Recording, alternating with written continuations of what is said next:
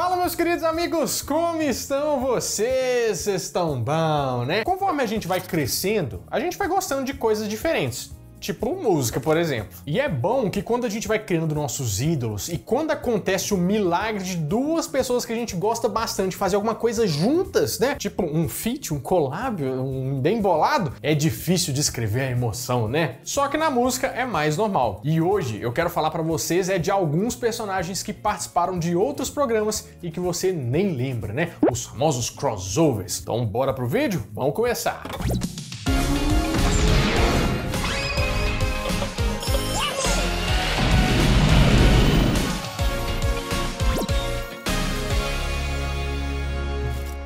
A criança dos anos 90 que se preza de verdade assistia Castelo Rá-Tim-Bum na TV Cultura, né? Até porque foi uma das coisas mais legais que já foram produzidas aqui no Brasil. O programa estreou em 94 e durou até 97. E tinha um elenco cheio de personagens icônicos que iam além do Nino, do Pedro, da Biba e do Zequinha, né? Os fantoches, inclusive, nossa senhora, era um show à parte. Tinha Celeste, o Mal, o Tap e o Flap e por aí vai. Você lembra de todos, né? Só que era muito legal quando outros seres apareciam.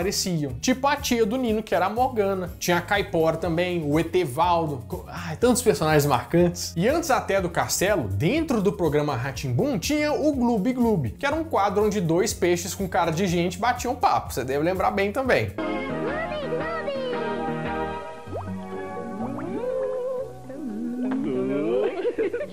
Ele durou de 91 até 99 e não fez tanto sucesso quanto o Castelo, mas também virou referência da TV Cultura na época de um bom programa. E como os dois programas chegaram a passar ao mesmo tempo na emissora, tem um episódio em que o Etevaldo aparece no castelo enquanto eles estão brincando de praia e acaba levando o castelo inteiro pro fundo do mar. O Nino e ele acabam indo conhecer o oceano e lá eles encontram quem? Quem, né? Justamente os dois peixes do Gloob Gloob, que no caso ela se chama Gloob e ele era o Gloob. Você lembra disso? Ei, você, vovô Tuba! Quem você tá pensando que é, hein? Esse tia não falou que não é pra você assustar nossos amigos? Ô, Nino, não precisa se preocupar, não. Esse tubarão é banguela. O episódio já foi legal pra quem só gostava de Castelo Rá-Tim-Bum, mas pra quem curtiu os dois programas, assim, foi o ápice da TV Cultura nos anos 90 e que infelizmente nunca foi igual depois dos anos 2000. Mas quem pirou mesmo foram as crianças sortudas que, sem nem esperar, deram de cara com os Power Rangers enfrentando as Tartarugas Ninja no episódio que foi ao ar no Festival de Desenhos da Globo em 2002. E eu falo que elas viram sem esperar por aquilo porque a internet ainda estava nascendo no Brasil e ninguém tinha muita informação da história dos desenhos. Tanto que muitas vezes eles nem seguiam a linha, só passavam no aleatório. Tipo assim, nasceram os Power Rangers, aí do nada já mataram os bichos, o chefão. Falei assim, uai, mas não tem um sanduíche aí no meio, um pão, um alface, um molho especial? Não, só início e fim. Esse foi o quarto episódio da quarta temporada, que era o Power Rangers no espaço. Power Rangers. Esse é um Power Rangers que eu gostava mais ou menos no espaço. Eu gostava bastante do Power Ranger Força do Tempo. Nossa, esse era muito bom.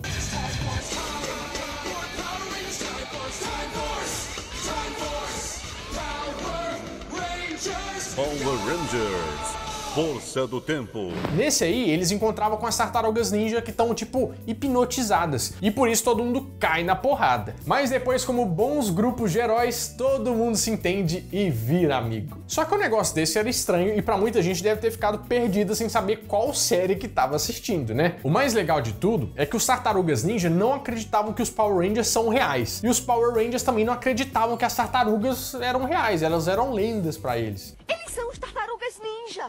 Tartarugas ninja! Mas existe, né? Mas não é que os Power Rangers existem mesmo? Eu não acredito. E isso é legal, porque esse negócio de outras dimensões que a Marvel faz hoje em dia e que bomba, já tava nesses desenhos e séries mais antigos faz muito tempo. Já tinha o Tartaruga Verso e o Power Rangers Verso também. Mais uma prova de que esse episódio foi um marco pra época.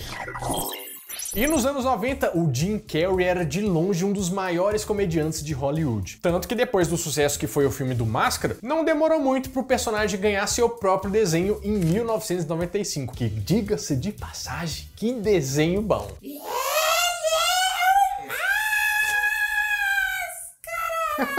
Que menina doida, bicho. Só que se você forçar mais um pouquinho a memória, você vai lembrar também que outro personagem dele ganhou uma série animada, que no caso foi o Ace Ventura, também em 95. Esse, eu não lembro qual era o Ace Ventura. Não, eu sei, mas ele tinha um... mas a máscara... Ele vai... o Jim Carrey faz os mesmos personagens. Não. Aqui tem coragem. Aí você acha que as duas séries, que eram da mesma emissora, a CBS, não ia acabar aparecendo uma no desenho da outra? É claro que ia, né? No caso do Máscara, foi no episódio chamado O Cometa do Homem Ace, que foi dividido em duas partes para fazer render a participação especial, né? E no desenho do Ace Ventura, foi o episódio Viagem ao Espaço Sideral com o Máscara. Os dois aconteceram em 97 e levaram os fãs à loucura, porque pela primeira vez tinha dois personagens interpretados pelo mesmo ator no mesmo lugar. E como eu disse, né, era o auge do Jim Carrey, e fã pra ele não faltava. Só faltou, na verdade, aparecer um Debi Lloyd no meio pra festa ficar completa, né? Porque eu não sei se você lembra, mas teve desenho deles também. Mas eu acho que aí colocar mais um Jim Carrey ali, aí ia ficar demais, né? Eu acho que o universo não estava preparado para essa conversão. Agora, lá em 1987, a Hanna-Barbera decidiu brincar com os nossos corações, que eles lançaram um filme para televisão que começava com os Jetsons. O Elroy, o mais novinho, tinha inventado uma máquina do tempo, e a família decidiu testar ela para ir para o futuro. Só que o astro acaba esbarrando na alavanca e mandando a família pro passado, lá para a pré-história. Agora me fala, qual que é a família da pré-história mais famosa do mundo e que é da Hanna-Barbera também? Pois é, esse filme se chama Os Jetsons e os Flintstones se encontram. E é justamente o que acontece, né? Porque o título é esse, então eles tinham que se encontrar. Só que com um detalhe. Os Jetsons acham que os Flintstones são a família do futuro. E os Flintstones acham que os Jetsons são os viajantes que vieram do passado. É que, né? Trocaram as bolas. Mas eram deles. Eu tinha razão, Jane. O futuro está cheio de gigantes. São criaturas do passado, uma espécie de malucos voadores. Daí um fica na era do outro. É uma doideira, mas não podia ter sido uma ideia melhor. O desenho / filme, né, fez um baita de um sucesso e chegou a ser lançado 4 vezes em VHS, e a Philips lançou um daqueles CD-ROMs com joguinhos interativos, que eram super comuns de a gente achar na banca ou no supermercado, você deve lembrar. Vale muito a pena assistir o filme se você é fã das duas famílias. É como se fosse um grande episódio de 1h30. Bem engraçado, com os Flintstones aproveitando as maravilhas da tecnologia, enquanto os Jetsons passam apertado com as coisas rudimentares da pré-história. Sorte que nenhum deles veio para 2022, senão eles iam passar apertado mesmo.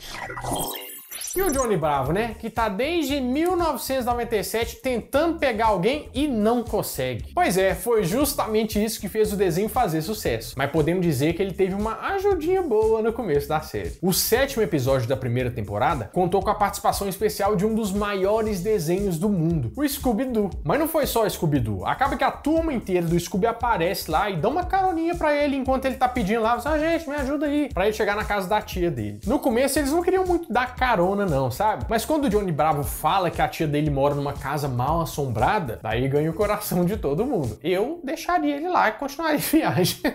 Mas não para por aí. Depois que o mistério é resolvido e tudo mais, o pessoal do Scooby-Doo amarra o Johnny numa árvore a pedido da própria tia dele. E ele só consegue sair de lá com a ajuda do Speed Bug, que é um outro desenho que surgiu nos anos 70 e que é assim, igualzinho o Scooby-Doo. Só que ao invés do cachorro falar, é o Bug que ganha vida. É o se meu Fusca falasse, só que com o cachorro... É uma doideira que só, né? O desenho não fez tanto sucesso, teve só 16 episódios, mas fechou o episódio com mais um crossover pra dar um up no desenho novo. E vamos combinar que X-Men Evolution foi o queridinho do pessoal dos anos 2000 que ficava esperando todos os desenhos do Bom Dia e Companhia passar só pra ver ele último, né? Aquele com gostinho de almoço, né? Você lembra daquela abertura icônica?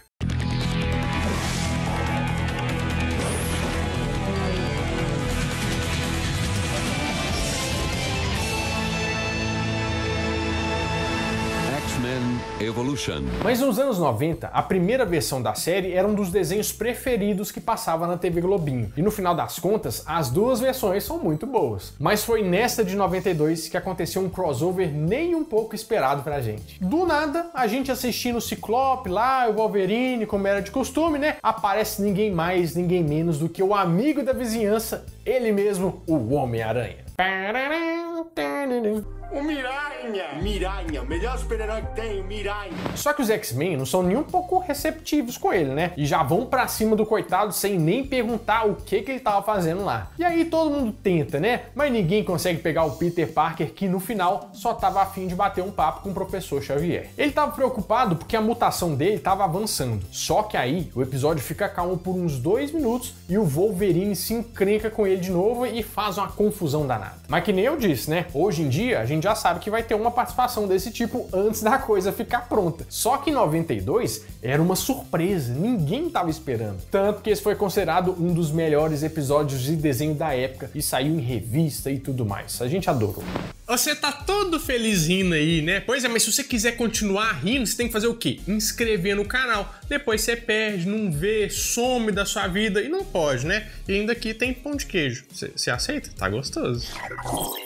Agora aqui, você já ouviu um crossover acontecer antes do desenho ser lançado? Não sei. Pois é, esse foi o caso do He-Man e da She-Ra lá em 1985. O He-Man já estava fazendo sucesso porque tinha aparecido em HQ no Mestres do Universo e depois ganhado seu desenho em 83. E em março de 85 foi lançado o filme O Segredo da Espada Mágica, onde o He-Man dividia a capa com um personagem desconhecido ali, né? Que era a She-Ra. Na verdade, esse filme era um dos primeiros 5 episódios do que se transformaria na série animada dela, que foi lançada em setembro e já deu uma guinada bem rápida, justamente porque ela dividiu a participação com a imitação do Conan, quer dizer, o He-Man. Só que se você não considerar isso um crossover, em dezembro do mesmo ano, bem no dia 25, o especial de Natal foi ao ar só na televisão, reunindo os dois heróis de novo, com uma audiência bem boa, né? Que consagrou de vez a She-Ra como heroína top de linha. Mas é claro, gente, que isso foi uma estratégia de marketing, né? Eles pegaram um desenho ali que ninguém conhecia, colocaram um desenho super consagrado, depois lançaram um especial de Natal, né? Quando passava só no Natal, e depois era assim, só no outro Natal e olhe lá. Mas depois todo mundo começou a conhecer a She-Ra e a gente tá aqui fazendo nostalgia de todos esses personagens. Bom, meus amigos, é isso. Eu espero que vocês tenham gostado bastante desse vídeo. E se você gostou, chuva de pão de queijo nesse like, tá? Porque esse canal vai crescer e dominar o mundo e você vai ter mais vídeos. Bom, eu vou ficando por aqui, mas toda semana eu volto com mais um vídeo quentinho, fresquinho, crocante pra vocês. Então, adeus!